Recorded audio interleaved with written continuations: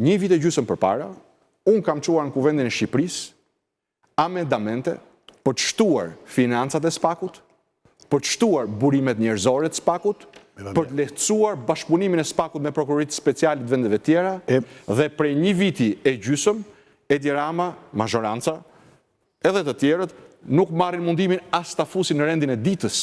Dhe kjo është arsyeja tjetër që na ndan plotësisht. Rama ju bashkon me dikë tjetër, ju bashkon me zotin Berisha që flet për reformë drejtësi. Në mënyrë absolute jo. Zoti Berisha dhe zoti Rama janë bashkë kundër SPAK-ut.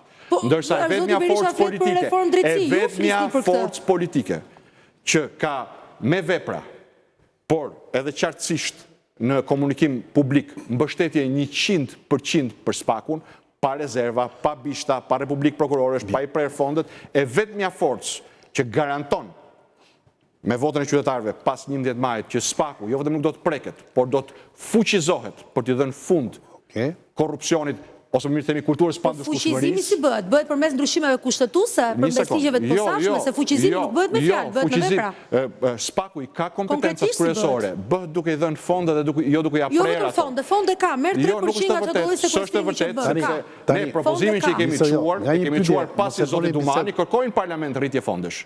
Nuk është se e shpikën vetë. Pra, për ta prerë shkurt.